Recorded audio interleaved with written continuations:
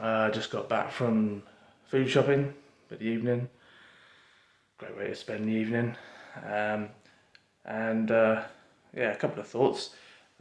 Basically, I was making my way round, and now typically everyone starts off on one extreme of the supermarket, which starts off with the fruit and veg, goes into like the meat section and whatnot, and then you sort of worm your way, sort of snake your way through up the aisles accordingly, and you get to the end, which is like the freezer section, right at the far top end of it. And what I like to do is when I get the shopping list, is I like to order it in the way that the aisles basically unfold themselves with the items. Now today, Mrs. seems to have just snuck like some sweet potatoes right at the bottom of the list. She's like obviously remembered right at the end, but just slotted in at the end cheekily. Now I picked up on it.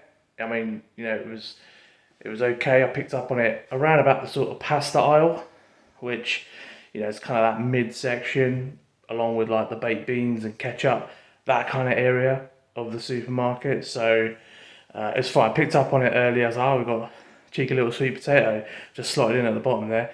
Better turn back, grab it before I go further, because if you go, there is a point where it's the point of no return.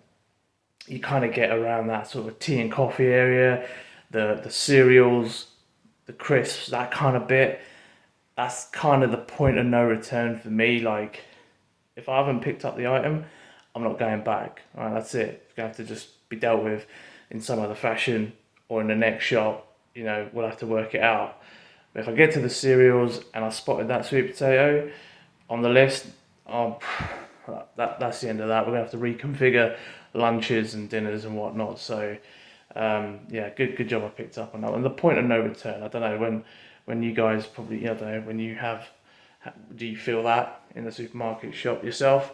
What sort of aisle is that for you guys?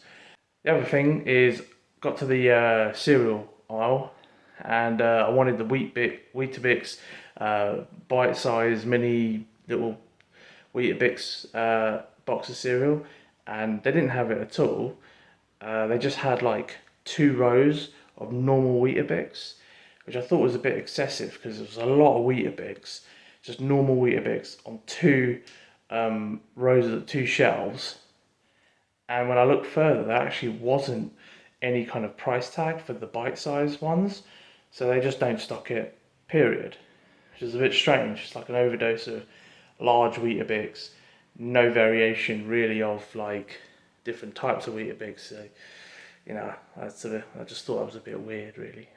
So, yeah, those are the thoughts from this evening's supermarket shop.